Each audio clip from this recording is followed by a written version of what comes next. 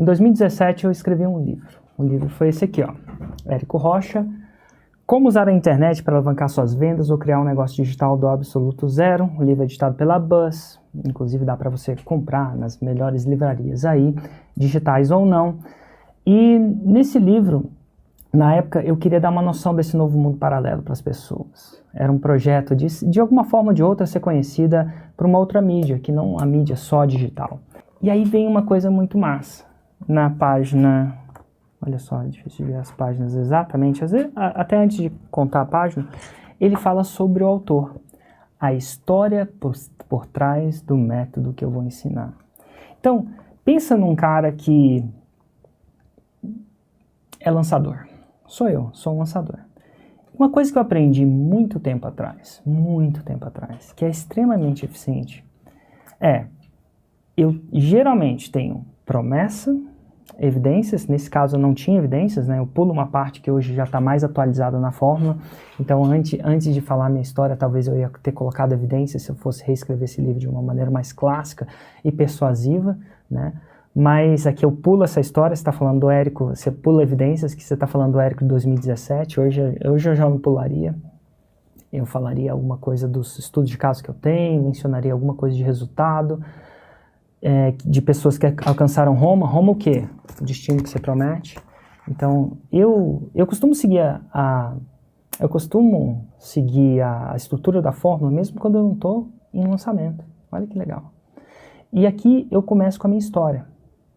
Eu prometi às pessoas que compraram o livro, viram a capa, compraram o livro. Olha que legal. Ou não, né? Baixaram o livro. E antes de ensinar, eu costumo contar uma história. E por que que eu faço isso? Porque é o seguinte... Escreve aí, e eu vou pedir para vocês escreverem alguns aprendizados. Alguns aprendizados eu vou pedir para vocês escreverem, tá bom? Primeiro aprendizado é, quando você conseguir colocar gatilhos mentais no parágrafo que te descreve, você vai aumentar a sua capacidade de persuasão. Então aqui em 2017 eu inseri um gatilho mental. Colocar gatilhos mentais na sua descrição ajuda. No caso, eu coloquei só prova social. Poderia ter colocado prova. Hoje em dia eu já escreveria diferente. Ajudei mais de 1.329 empreendedores a conseguir o 6 em 7. Porque na época não era o 6 em 7, eu não media assim. A segunda coisa que eu acho que é interessante, depois, logo na segunda página, eu insiro um dos gatilhos mentais mais importantes. O gatilho mental da história. Eu uso o gatilho mental da história. Eu conto uma história. Por que que eu conto uma história? Porque é o seguinte, a gente confia mais, escreve aí, segunda coisa, segundo aprendizado, coloca números, né? Primeiro aprendizado de hoje é colocar gatilhos mentais, aumenta a sua capacidade persuasiva. Então aqui eu tenho a capacidade persuasiva. Então por enquanto eu tenho uma promessa e um gatilho mental, se você leu a contracapa. E eu já entro no segundo gatilho mental da história. O gatilho mental da história é veicular. E o segundo aprendizado é, a gente tende a confiar mais naqueles que conhecemos a procedência. Procedência causa confiança. De onde ele veio? De onde ele é? De onde ele tirou isso? E aqui eu quero causar procedência em duas coisas. Do Érico, como pessoa, do personagem Érico Rocha, as pessoas me chamam de Érico Rocha, eu costumo dizer do Érico Rocha, que é o autor do livro.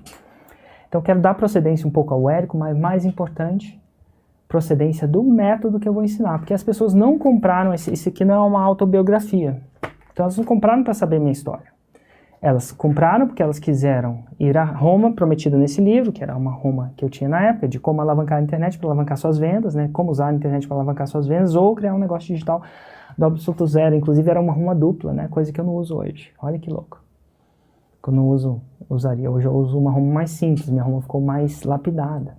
Então, o segundo aprendizado para você. As pessoas, clica aí, escreve aí nos comentários. As pessoas tendem a acreditar e confiar naqueles que ele conhece a procedência. Ou um jeito mais resumido de você falar isso, se você não tiver tempo para escrever, não sei se você está com caderno, é procedência igual confiança. Procedência gera confiança. E aqui, eu não quero criar confiança em mim, necessariamente, porque elas não vieram aqui para mim. Eu quero criar a confiança em quê? No método. Como é que eu vou fazer isso? Eu vou mostrar a procedência.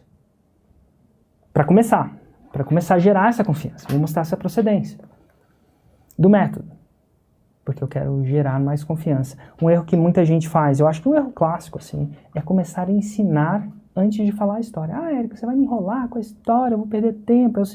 E a verdade não é uma perda de tempo num processo persuasivo. Porque você já tem a atenção dele, ele quer saber, ele quer chegar na sua Roma. Mas você ainda não tem a confiança dele, a não ser que ele já te conheça antes. E você quer ganhar essa confiança. Então não é enrolar. Na verdade, a maioria das pessoas estão super interessadas. Se você faz uma palestra e começa a contar a sua história, as pessoas que não conhecem aquela história vão ficar vidradas. Elas até, inclusive, quando você está ensinando, elas ficam assim, quando te conhecem. E aí, quando você começa a contar a história, ela começa a descruzar o braço. Porque a história não tem como você... Eu uso a história como veículo, né, para dar a procedência do método, para que as pessoas conheçam e confiem no método. E, ao mesmo tempo, as pessoas adoram uma história. Elas não têm como discordar da história. Você não discorda de história. Às vezes você não acredita na história, acha que é mentira, alguma coisa assim, mas discordar não dá. Eu não concordo com a história, não dá. Você pode... Eu não acredito. Tá, aí você está no seu direito, mas eu discordo, não dá. Mas quando você ensina, você pode sim discordar. E eu vou te falar, as pessoas tendem a discordar mais quando elas não confiam naquilo que você fez. Se ela não confia, ela discorda mais.